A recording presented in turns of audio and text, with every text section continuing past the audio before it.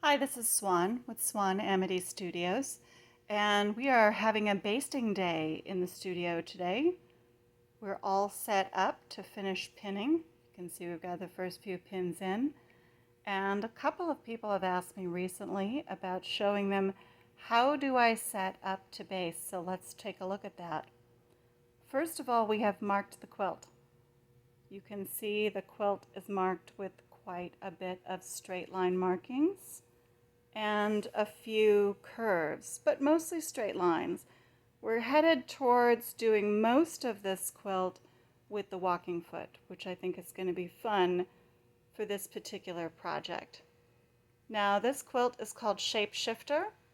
If you're following along on Facebook and on my website, you know we have a quilt along coming up starting November 2nd and running every Monday afterwards for 6 weeks to show you how to put together this project and the techniques that are required to make it fun.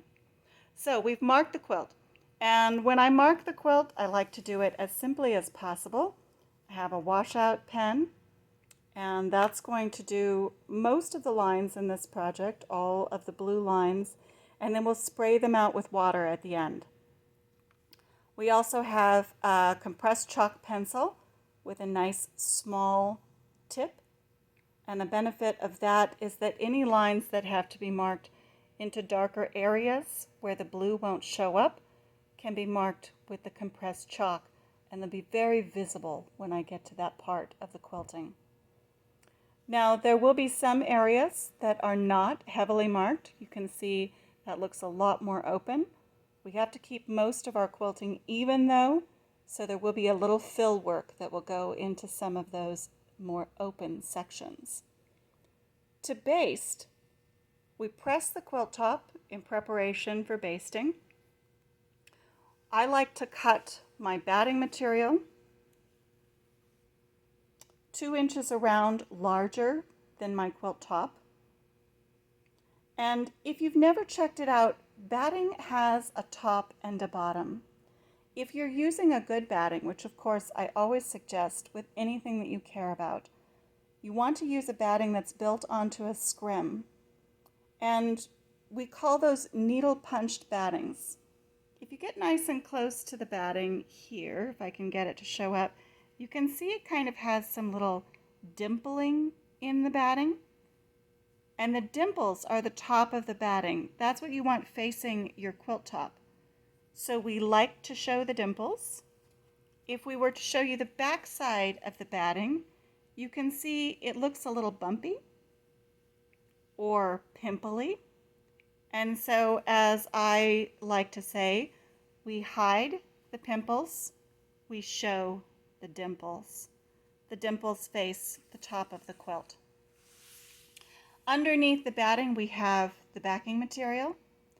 The backing material is also cut 2 inches all the way around larger than the quilt top. So if the quilt top is 46 inches wide, which this one is, the quilt backing material has to be at least 50 inches wide. You can be a little more generous than that if you want to, but you don't need to. This backing material has been taped down on all sides. It is just as large as the top of my table, so I have it also taped down right to the edge of my table, just like that, you can see. And we tape down starting from the center and working our way to the corners, and starting from the center of the side and working our way to the corners. And we try to do that really evenly. So tape one side, tape the other side, tape the top, tape the bottom. Works out really well. Once the backing material is completely taped down, we're ready to get the batting material out, and we're ready to spread it nice and smooth over the whole surface of the backing material. I like to use one of my big rulers to do that so that I don't have to just smooth with my hands. It takes a lot less time. But as we get the top on, I like to go ahead and use my hands to smooth the top because it's going to show me if one of the seams maybe is flipped over a little bit in one spot. If I can feel all the seams I'm more likely to know that all of the seams are aligned and folded over where they belong, and I can make any small corrections if I need to. Once that part is done, everything's nice and smooth and looks flat throughout.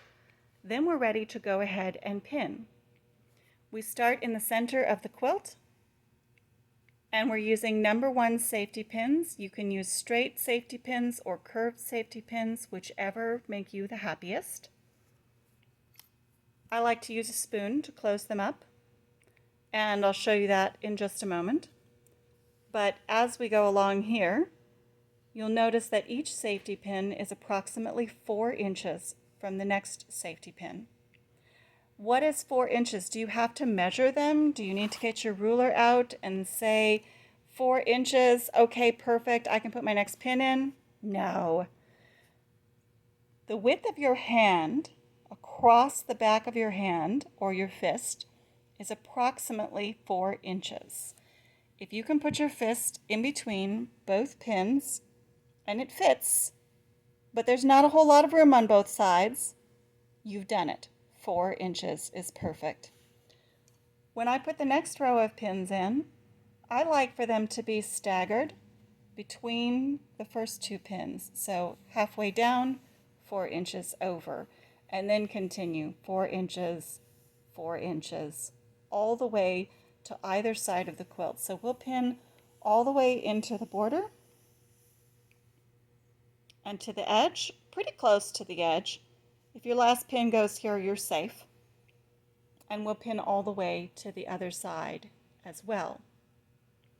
When I'm working on a project like this, I want to make sure that my pins are spaced reasonably, but that the entire surface is pinned well before I remove the tape from the backing material and finish up the project. So as you can see, we're ready to finish pinning. Now when I close a pin, what I like to think of doing is sliding the spoon underneath. I'm just going to unpin one here for a moment. I like to slide the pin, or I'm sorry, not the pin, the spoon. The spoon goes underneath the sharp end. Push down on the top of the pin with your opposite hand, and it will close the pin perfectly. No problem at all.